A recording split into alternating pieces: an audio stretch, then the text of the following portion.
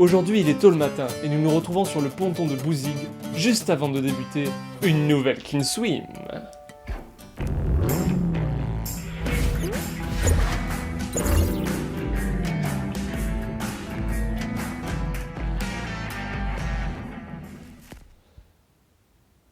Cette fois-ci, les fonds marins étaient radicalement différents, avec plus de 3 mètres de fond dès mon entrée dans l'eau. Et il y avait plein d'espèces marines qui m'attendaient autour d'eux. Des bancs d'alevins qui se cachaient sur le ponton, des anémones accrochées aux rochers, et tout un tas de plantes, d'algues et de coquillages. Une vraie forêt subaquatique en somme. Les habitants les plus communs des digues étaient comme d'habitude des crabes, des gobies et des vers spirographes.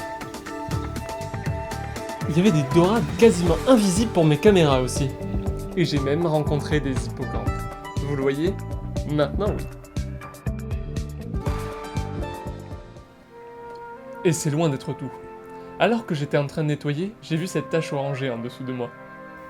C'est une planaire, un ver plat. Regardez comme elle nage au beau milieu de l'eau. On dirait presque qu'elle vole. Mais venons-en un peu à la collecte. Les premiers déchets que j'ai rencontrés étaient des lestes, donc remplis de béton et impossibles à remonter. Ils servaient pour la plupart d'abri pour les poissons.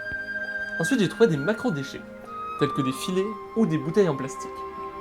Et pour finir, il y avait aussi des pneus enfoncés dans la vase et impossibles à sortir eux aussi, et tout un tas de ferraille que j'ai trouvé sous les algues. Et en ramassant la ferraille, j'ai fait une rencontre inattendue. Il s'agit d'une sèche placée au ras du fond. Elle était juste là. Elle n'était absolument pas troublée par ma présence, et ça m'a permis d'assister à une scène incroyable. Elle a attrapé ce poisson avec une rapidité étonnante. Et l'autre gobie juste à côté a eu la peur de sa vie. Regardez comment elle entraîne le gobie vers son bec à l'aide de ses tentacules, alors qu'il est encore vivant. Si cette sèche avait jamais joué dans un film de Luc Besson, je pense sûrement qu'elle aurait dit « Ce coup-là n'est pas facile à faire, mais quand on réussit, ça ne relève pas. » Ensuite elle s'est enfuie. Et c'est la dernière fois que je vis la sèche. Désolé, j'étais obligé. Mais revenons-en à nos déchets. J'ai trouvé très peu de macro-déchets sur cette Clean Swim, mais énormément de plastique. J'espère que vous savez compter jusqu'à 99. Allez, c'est parti!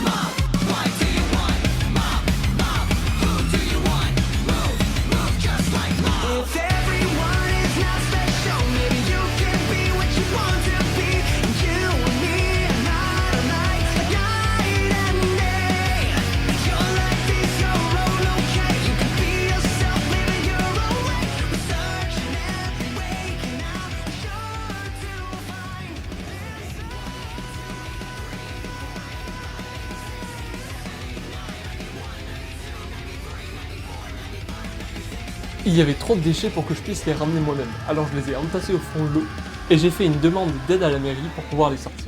Ça n'a pas tardé, ils m'ont vite répondu et on s'est tous retrouvés pour sortir tout ça de l'eau.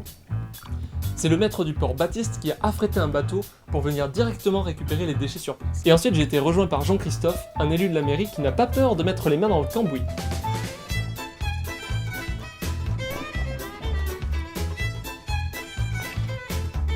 Ensemble, nous avons formé une équipe de plongeurs de choc qui est allée faire des allers-retours entre le tas de déchets et le bateau afin de les remonter. Tous les trois, on a réussi à tout sortir et même avec l'encre du bateau à arracher l'énorme pneu du fond que je vous ai montré en début de vidéo. C'est beaucoup plus rapide que tout seul en tout cas. On a mis 12 minutes pour tout remonter. Finalement, une fois tous les déchets réunis dans le bateau, ça donnait ça. Il y en a environ pour 60 à 70 kg. Plutôt une belle prise, non ? Ça représente environ 1/10 du poids de la 4L. Mais avant de partir, j'ai aperçu quelque chose d'étrange dans l'eau. Hello. Hi. Il est assez laborieux d'aller chercher les déchets directement dans l'étang et à la main, ça prend beaucoup de temps. Alors le plus simple reste tout de même de supprimer les déchets à la source. Par exemple en remplaçant les emballages par des bocaux que l'on peut soit garder, soit ramener en magasin. Et c'est l'occasion de vous montrer une boutique qui, elle, ne produit aucun plastique, ou au moins des plastiques faits à base de plantes qui se dégradent naturellement. J'ai nommé les toquets du bocal. Du coup, c'est une boutique de traiteur à emporter. On a une spécialisation dans les bocaux, soit que ce soit salé ou sucré. Après, on a une vitrine froide comme il y a devant vous. C'est des menus du jour qu'on change vraiment tous les jours. On va travailler sur des produits frais. Et par contre, tout ce qui est sur les bocaux sucrés ou salés, ça c'est une gamme qu'on garde en permanence. Et ensuite, on change en fonction des saisons et des envies. On travaille vraiment avec des petits producteurs de la région. On essaye de favoriser vraiment nos voisins. Après, pour la viande, on s'est un petit peu plus éloigné dans l'Aubrac.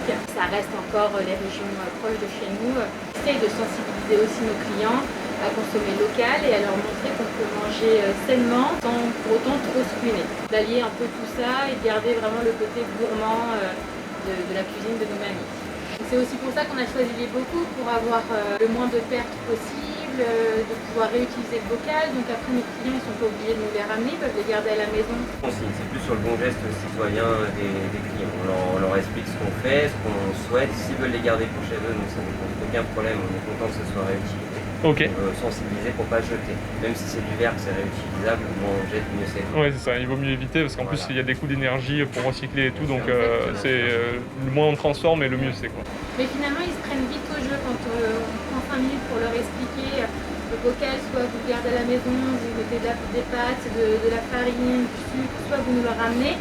Souvent, quand ils reviennent consommer chez nous, ils sont tout foufous de nous rendre le bocal, ou alors s'ils l'ont oublié à la maison, ils sont catastrophés alors qu'on leur dit il n'y a pas de souci et vous leur ramenez la Chose qu'ils pensent quand ils nous croisent ou quand ils rentrent dans le magasin, quoi. Oh flûte, mon bocal, c'est un petit côté ludique, quoi, finalement. C'est assez génial parce que finalement, quand on a ouvert, certaines personnes étaient assez réticentes sur notre idée. Au début, et finalement, tout le monde se prend au jeu, donc c'est super.